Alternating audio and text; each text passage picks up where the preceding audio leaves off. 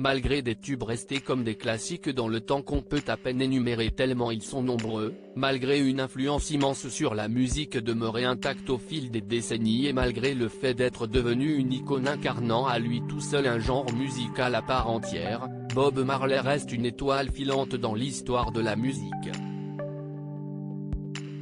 Mort à seulement 36 ans après plusieurs tentatives d'assassinat sur fond de récupération politique, The King of Reggae comme on le surnommait est parti beaucoup trop vite.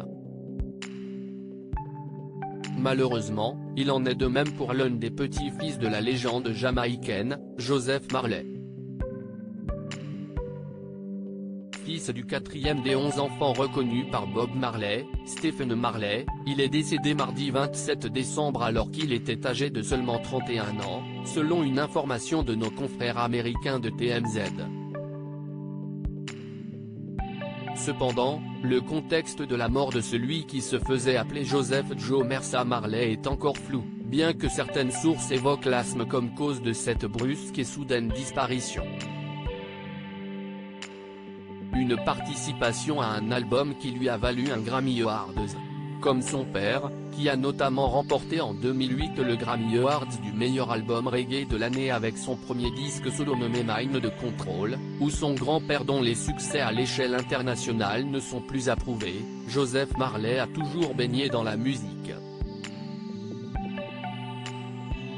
Né à Kingston, en Jamaïque, Joseph Marley a ensuite rejoint Miami pour étudier l'ingénierie audio et vivre de sa passion que t'est la musique. Plus qu'une activité, c'était pour lui un véritable mode de vie, comme pour la majorité des membres du clan Marley, bien que certains parviennent à s'émanciper et brillent dans d'autres domaines.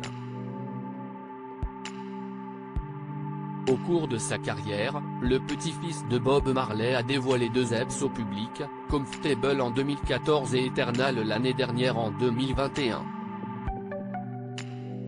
Il apparaissait également sur la 3e piste de l'album Strictly Roots du groupe jamaïcain Morgan Heritage en 2015. Un disque qui lui avait permis de remporter le Grammy Awards du meilleur album reggae de l'année, le faisant marcher dans les traces de son père. Avec cependant, toujours l'immense héritage de son illustre grand-père en ligne de mire.